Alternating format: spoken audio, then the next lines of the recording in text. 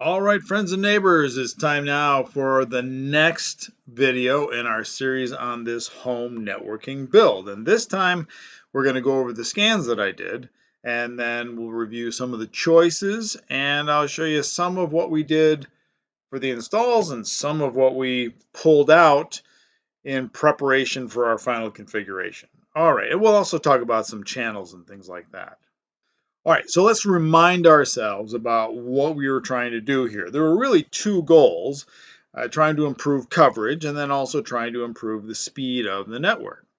But it turns out that my network was a bit of a furball network in that I had added stuff and added stuff and added stuff and rarely pulled stuff. And so I had a lot of, well, a surprising amount of gear that I had put in over the years, and now we're cleaning all of that up. We're going to pull that extra gear out of there. And so it's about some simplification and working on those pain points. In preparation for this, I did buy a Netgear switch. It's a gigabit switch, which beats the 100 megabit access point that I had in there. And I bought a Linksys wireless home gateway that was on sale, mostly because I like the price point, but also because it matched some of the other gear that I had in here. And it had a lot of the capability that we wanted to. Remember, to increase that speed, we wanted to take advantage of 802.11 AC. And just as a reminder, if you look at the old standards, there was the early generation 802.11 standard. Then there was 802.11 B and G. They were both in the 2.4 gigahertz portion of the spectrum. And then there was 802.11a, and G and A both had a top end of 54 megabits per second, but the key for 802.11a is that it moved to the 5 gigahertz portion of the spectrum. So now anytime you see 802.11ac or something like that, you know that you're dealing with the 5 gigahertz portion of the spectrum. Now in between there was 802.11n, and 802.11n brought into this whole discussion the idea of spatial streams and multiplexing of the signals between the antenna. So I did a scan of each one of the floors trying to understand what was around me. And this is a basement scan, so I've got some gear down here and some other gear sprinkled around. But you can see that we've got networks on those famous 1, 6, and 11 channels. And in fact, in some cases, we've got multiple networks, or multiple APs anyway, resident on the same channel. And when you see this, it's a dead giveaway that you're asking for trouble because you're competing with other signals on those channels. And so this is one of the ways that I'm going to try to improve the network performance by getting away from these heavily utilized channels. My network here, the Rue Jules Verne, shout out to William Gibson, you can see that I got at least one on channel 6, and then I've got some on channel 1 and channel 11. So I tried to spread out, but my neighbors are there, and then some other equipment that's around me. Here is the first floor scan, and you can see it's the same exact thing, except now we can see that channel 1 is heavily populated, and there's these mysterious hidden networks that are out there that are camped on channel 1. Now what's probably happened there is that folks have set up their wireless networks and not thought very hard about anything beyond changing the username and password, and just let the access point do whatever it's going to do. And so you see a lot of this sharing of the channels in 1, 6, and 11. And here is the second floor scan, and we can see it's the exact same thing. Now, noticeably absent in a majority of these scans is anything on the 5 gigahertz side. I kept checking, but then every once in a while I would see this ghost signal pop up. I'll show you that here in a second. Lots and lots of usage of these channels 1, 6, and 11. And again, the reason that we see 1, 6, and 11 being used is because those are the higher capacity channels. What's actually happening is we're combining 5 channels to get a bigger channel for higher bandwidth. And so 1 through 5, a 20 megahertz channel gives us 54 or 100 and so on. Same thing with 6 through 10 and then 11 and on up. The original standard was 2.4 to 2.5, and in that we had a whole bunch of 5 gigahertz channels, actually 14 5 gigahertz channels. Combine a bunch of those, you get higher bandwidth. Today, of course, we have channels that are 40 megahertz wide, 80 megahertz wide, and even 160 megahertz wide. And here is our mysterious 5 gigahertz channel. You can see that they're way up here, channel 153, 161. I'll talk a little bit more about that here in a minute. And so we can see that we've got our 1, 6, well, in this case, 1 and 6, 11 is gone. But there's these, again, these hidden channels. Now, these might be cell phones acting as wireless access points or as hotspots. They might be some other device that's momentarily on and then off.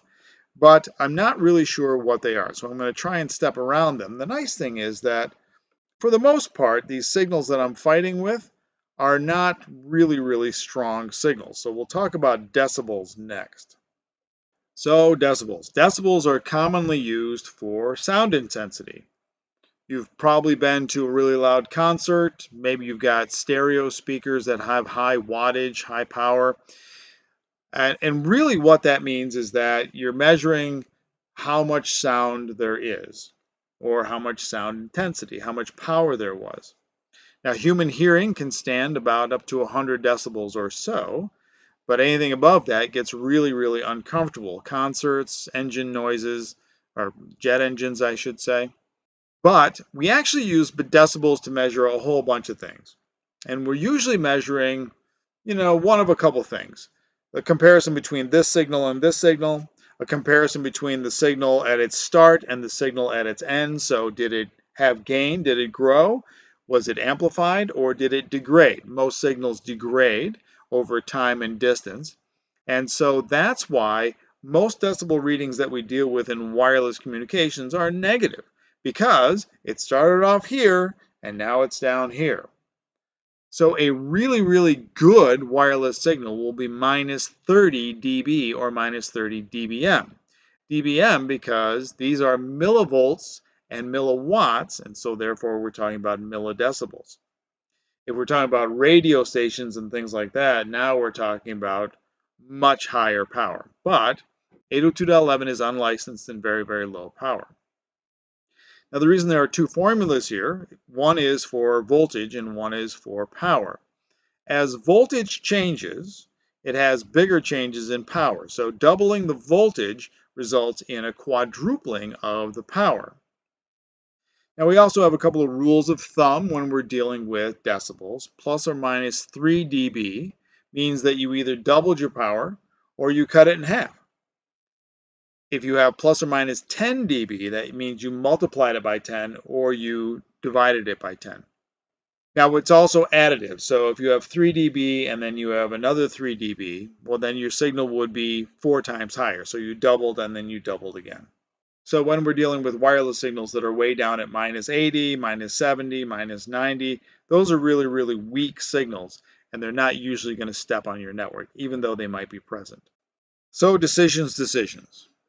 Now, one of the features of the scanner is a recommendation of the channel to use. So you can see all of the channels that are out there, and it does make a recommendation to say, well, look, this channel is not being used, so you could camp right there.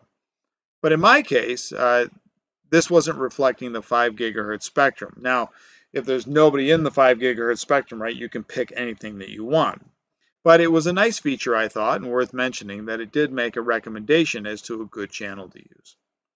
Now, I think I'm going to go full 5 gigahertz. I have to make sure that all of my devices around here, all of my end nodes, can handle or can get up to 5 gigahertz. And the 5 gigahertz portion of the spectrum is called the Unlicensed National Information Infrastructure band, and it actually ranges outside of what's used for 802.11, but that's what it's called. Now, the reason that we get weird channels in the 5 gigahertz range is because if we started counting it in channel number 1 and 2.4, we go up to 2.5 and then we skip a whole bunch and we go all the way up to the 5 gigahertz portion. So really where we start talking about channels in 5 gigahertz is at 36, which is about 5.15 gigahertz. and that goes well past the other channels all the way up to 144, because there's another gap that we jump to all the way up to about 5.725. So that's where we start looking at channel 144 and so on. That's why you saw some of the other channels in the scans. And we have to remember that we might want to use wide channels. So we don't want to just pick channel 36 and say, 37, because we want to use frequencies that allow us to expand to use larger channels depending on what we want for bandwidth. So this down here at the bottom is an example of what this laptop claims it can do. It can do 160 megahertz wide channel. And that's also part of what we call Wi-Fi 6. So we want to keep on the lookout for that, because what we're trying to do is beat those original speed tests. Okay, so let's take a look at the equipment that I was going to install, and we'll also take a look at the equipment that I was going to pull out of the network.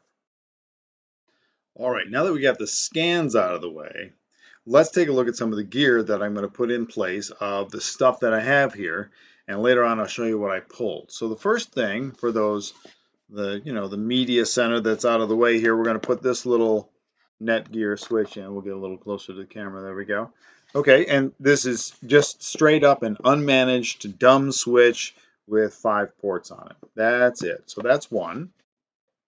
And then, of course, as I said, I bought the as I said, I bought the Linksys. So this is a Linksys AC1750, and it says the claim is up to, I don't know if you can see that, 1.7 gigabits per second. We will test that to be sure. So I already have one of these in place, and this will be the second one, and then I've got one built into the wireless home gateway. And that'll be how I cover the 3 floors.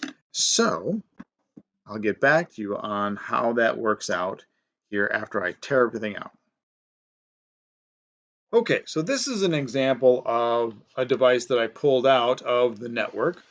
I like the external antennas because they're clearly aligned. You can actually adjust them if you want to.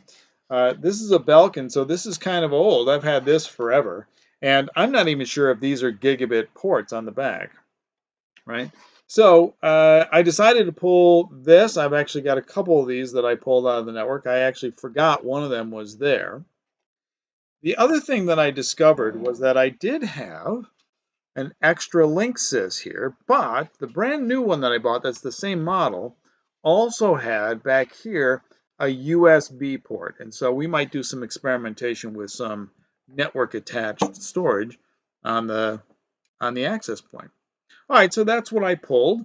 And in one case, I've got another device, I think a DVD player that that has a 100 megabits port too, which automatically slows down its feed to and from the network. All right, so I'm going to take a look at that. So we'll also, as part of this, I guess we'll examine all of our multimedia devices.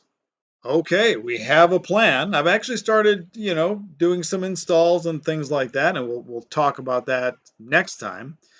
So we bought the gear, we've done the surveys, and we've started swapping out some gear. Next up, we'll talk about the reconfiguration and the testing that was done on the devices and on the network speeds. Well, thanks for watching. Thanks for listening. Like and subscribe if I helped, and may those packets always reach their destinations.